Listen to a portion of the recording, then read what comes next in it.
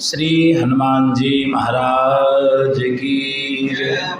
सद्गुरुदेव भगवान की जय। दुर्गा महारानी की जय। गौ माता की जय। सनातन धर्म की जय। श्री रामाय रामभद्राय रामचंद्राय वेधसे रघुनाथाय नाथाय श्री सीताय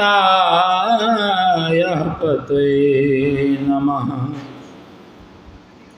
अज्ञानतिमिरान्धस्य ज्ञानाञ्जनशलाकया चक्षुरुन्मीलितं येन तस्मै श्रीगुरुवे नमः। श्रीराम जय जय राम। श्रीराम जय राम। हम श्रीराम जय जय राम।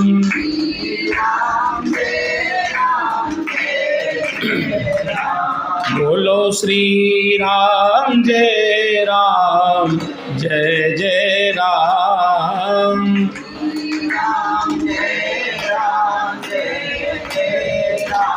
बोलो श्री राम जय जय राम। बोलो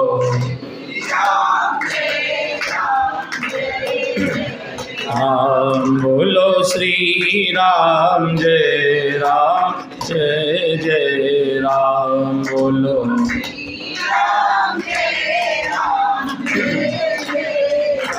गुरु राघवेंद्र सरकार की। वैसे अभी शारदीय नवरात्रि का शुभ समय चल रहा है। आज तीसरा दिन है नवरात्रि का और राम कथा तो शायद आप लोग सुन ही रहे हैं, है ना। यूट्यूब के माध्यम से तो यहाँ सुन ही रहे हैं, नहीं पहुँच पा रहे हैं तो। रामायण में भागवत तो आप लोगों ने कई बार सुनी है, लेकिन एक मानस की बड़ी छोटी सी बात, रामचरितमानस की एक एक चौपाई। रामायण शायद आप लोग पढ़ते होंगे अपने घर में, जो नहीं पढ़ते हों वो अब पढ़ना शुरू करें, क्योंकि रामायण क्या है, रामायण की एक एक चौपाई मनुष्य के जीवन में काम करने वाली है।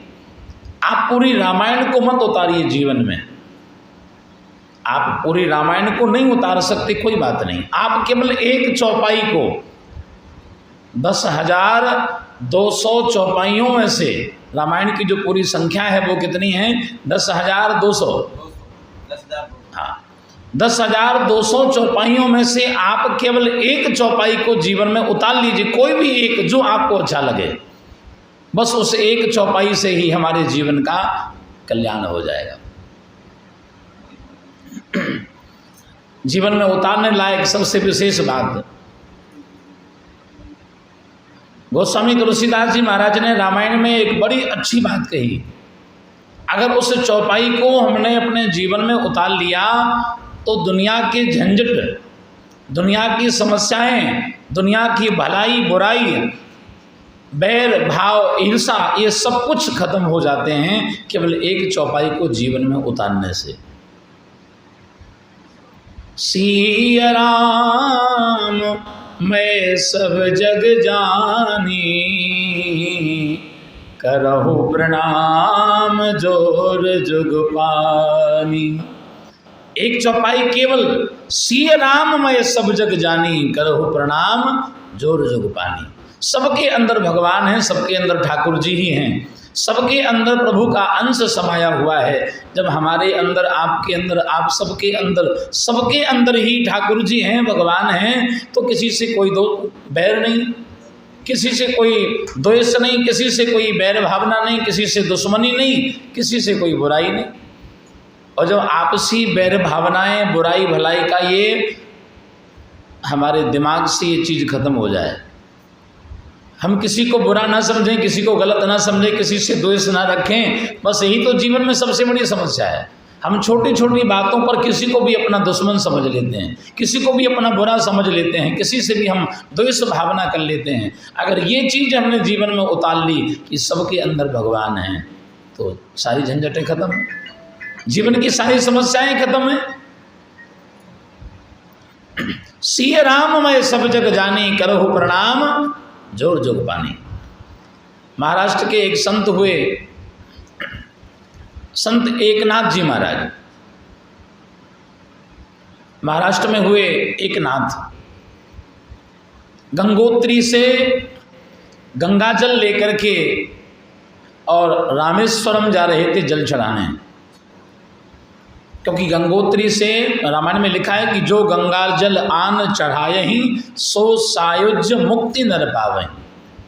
जो गंगा का जल लेकर के, गंगा जी से जल लेकर के और रामेश्वरम जाते हैं, रामेश्वरम में जाकर के शंकर जी जो भगवान राघवेंद्र सरकार ने स्थापना की थी ना रामेश्वरम जी की, तो वहाँ शंकर जी को जो गंगाजल चढ़ाते हैं उनको सायुज्य मुक्ति की प्राप्ति होती है। एक बार जरूर जाना चाहिए जीवन में। तो संत एकनाथ जी महाराज एक कांवर कंधे पर लेकर के गंगाजल का भरा एक लोटा और गंगोत्री से पैदल जा रहे थे। 6 महीने बीत गए, पैदल गंगोत्री से रामेश्वरम गंगाजल चढ़ाने जा रहे थे। जब गंगाजल चढ़ाने के लिए चले तो रास्ते में जब 6 महीने व्यतीत हो गए, कई जगह भूख लगी, प्यास लगी, गर्मी लगी, तमाम समस्याओं से उलझते हुए, निपटते हुए चले। और रास्ते में जब 6 महीने हो गए तब भी उन्होंने कहीं से पानी नहीं मिला, प्यास के मारे खुद के प्राण निकल रहे हैं, तब भी उस गंगाजल को नहीं पिया, क्योंकि ये शंकर जी को चढ़ाना है। और चलते चलते जब वो रामेश्वर भगवान के नज़दीक पहुंच गए, दूर से भगवान रामेश्वर जी का, शिव जी का जब ध्वजा दूर से दिखाई देने लगा, हजारों की भीड़ है, लोग जा रहे हैं और लोग जाते, कोई जल चढ़ा रहा है, कोई प्रणाम कर रहा है, कोई कुछ कर रहा है। लेकिन संत एकनाथ जी ने क्या देखा,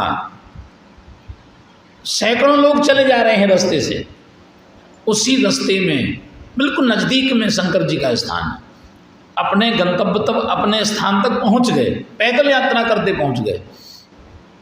लेकिन क्या देखा कि एक गधा जमीन में पड़ा है। ये सत्य घटना है।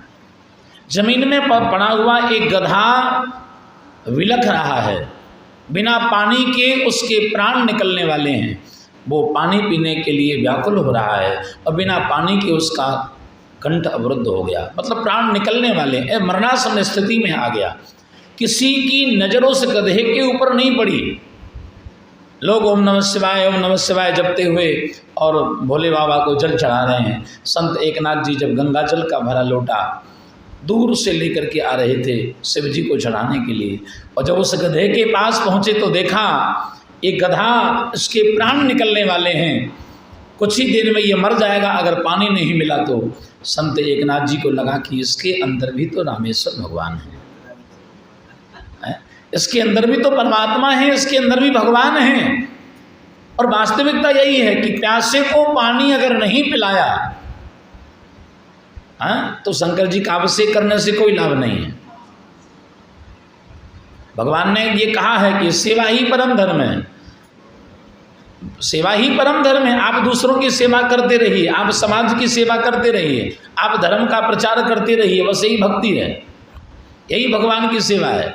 तो संत एकनाथ जी ने वो गंगाजल का लोटा जो शंकर जी को चढ़ाने के लिए लाए थे, उस गधे के मुंह में पानी डाल दिया और आंखें बंद करके जय हो रामेश्वर भगवान, यहीं से हमारा गंगाजल स्वीकार करिए। जैसे ही एक लोटा गंगाजल गधे के मुंह में पड़ा, गधा पानी पी करके चैतन्य हो गया और वो तुरंत उस गधे के अंदर से भगवान रामेश्वर प्रकट हो गए।